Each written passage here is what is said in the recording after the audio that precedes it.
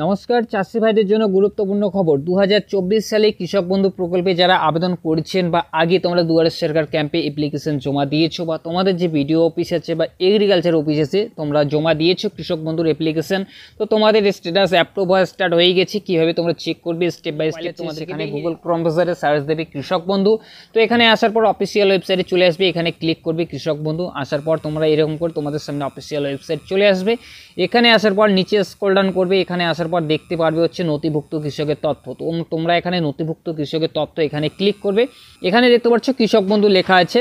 তো এখানে আসার পর তোমাদের এখানে সিলেক্ট ইউর অপশন, যখনই তোমরা ক্লিক করবে তোমাদের যে ভোটার কার্ড, আধার কার্ড, ব্যাঙ্ক অ্যাকাউন্ট, কেবিআইডি, তারপর হচ্ছে মোবাইল নাম্বার, এগুলো দিয়ে কিন্তু ডকুমেন্টসের নাম্বার দিয়ে কিন্তু তোমরা এখানে চেক করতে পারবে। তো তোমাদের যে কারেন্ট মোবাইল নাম্বারটা যদি তোমাদের থাকে, তোমরা যে অ্যাপ্লিকেশন যখন জমা করেছো তো সেখানে একটা মোবাইল নাম্বার দিয়েছো বা অ্যাকাউন্ট নাম্বার দিয়েছো, সেটা দিয়েও তোমরা চেক করতে পারবে। তোমাদের যে মোবাইল নাম্বারটা তোমাদের যদি সাথেই থাকে, কারেন্ট যে মোবাইল নাম্বারটা দিয়েছো সেই মোবাইল নাম্বারটা এখানে ক্লিক করবে।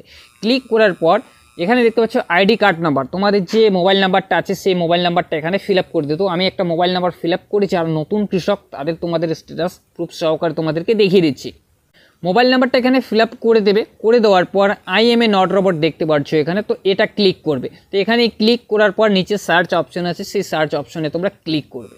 এখানে দেখতে পাচ্ছ কেবিআইডি পুরোপুরি পড়েছে, কেবিআইডি সেটাও পড়ে গেছে। ভোটার কার্ডের যে তোমাদের নাম্বারটা আছে সেই ভোটার কার্ডের নাম্বারটা থাকবে, আধার কার্ড নাম্বার যে তোমাদের আছে সেটাও থাকবে, ফার্মার নেম যে কৃষক বন্ধুতে আবেদন করেছে তার নাম থাকবে, ডিস্ট্রিক্ট থাকবে, ব্লক থাকবে, গ্রাম পঞ্চায়েত থাকবে, ভিলেজ থাকবে, টোটাল ল্যান্ড কতটুকু তোমরা জমি দিয়েছো সেখানে তোমরা অবশ্যই জানো পশ্চিমবঙ্গ রাজ্য সরকারের সবথেকে ভালো প্রকল্প হচ্ছে কৃষক বন্ধু, যেখানে বছরে 10,000 টাকা দেওয়া হয়।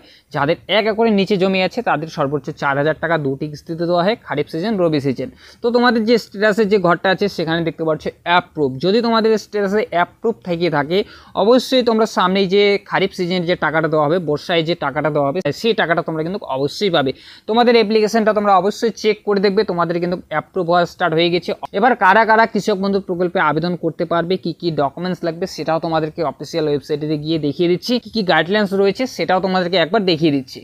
কৃষক বন্ধুর অফিসিয়াল ওয়েবসাইটে যেখানে পুরো ডিটেলসটা দেওয়া আছে সেখানে আমি চলে আসছি। কৃষক বন্ধু নতুন প্রকল্প কৃষি দপ্তর যে অফিসিয়াল যে একদম ব্যানারটা সেখানে কিন্তু দেওয়া আছে। এখানে কি উদ্দেশ্যে কি বলা হয়েছে, কৃষক বন্ধু প্রকল্পে খারিফ ও রবি চাষের শুরু হওয়ার আগেই কৃষি উপকরণ ক্রয়ের সুবিধার্থে 1 একরের তার বেশি চাষযোগ্য জমি বছরে 2টি কিস্তিতে সর্বাধিক কিন্তু 10,000 টাকা অনুদান দেওয়া হয়। তোমরা সবাই জানো যাদের 1 একরের নিচে জমি আছে তাদের সর্বোচ্চ 4,000 টাকা দেওয়া হয় 2টি কিস্তিতে, খারিফ সিজন, রবি সিজন। তো 2 নম্বর পয়েন্টে কি বলা হয়েছে, কৃষক বন্ধু মৃত্যুজনিত সহায়তা প্রকল্পের 18 থেকে 60 বছর বয়সী কোনো কৃষক বা নথিভুক্ত ভাগ চাষি মৃত্যু হলে তাদের আইনগত উত্তরাধিকারী এককালীন 2 লক্ষ অনুদান দেওয়া হয়। যদি তোমরা কৃষক বন্ধুতে আবেদন করেছো বা টাকা পেয়ে যাচ্ছ, কারণবশত তোমাদের মৃত্যু হয়ে যায় সেই কৃষকের, সেখানে তার যে উত্তরাধিকারী আছে সেখানে কিন্তু 2 লক্ষ টাকা সেই অনুদান কিন্তু পাবে।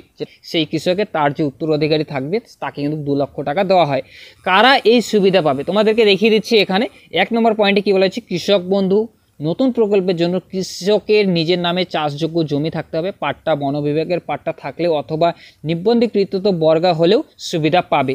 2 নম্বরে কি বলা হয়েছে, নিজের নামে জমি না থাকলেও দলিল বা দানপত্র, অন্যান্য নথি, স্বঘোষণাপত্র আর তার সাথে গ্রাম পঞ্চায়েত প্রধানের দেওয়া ওয়ারেস সার্টিফিকেট সহ প্রকল্পের সুবিধা কিন্তু পাওয়ার জন্য আবেদন করতে পারে। কি কি নথি লাগবে, ফার্স্ট যে 1 নম্বরে আছে, তো কৃষক বন্ধু নতুন প্রকল্পের জন্য আবেদনের সাথে কি কি ডকুমেন্টস লাগবে, সম্পত্তি, চাষযোগ্য জমি তোমাদের লাগবে। যদি তোমাদের 18 বছর হয়ে থাকে অবশ্যই তোমরা ভোটার কার্ডে অ্যাপ্লাই করো।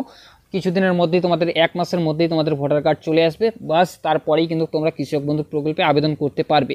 তো পরিবারের সবাই আবেদন করতে পারবে। তোমাদেরকে বলে রাখি, যদি সেই যারা আবেদন করবে তাদের নামে কিন্তু জমি, চাষযোগ্য জমি থাকতে হবে, তাহলেই কিন্তু কৃষক বন্ধু প্রকল্পে তোমরা টাকা পাবে। পরিবারে যদি 4জন 5জন থেকে থাকে তবুও কিন্তু টাকা কিন্তু পাবে পশ্চিমবঙ্গ রাজ্য সরকারের কৃষক বন্ধু প্রকল্পে।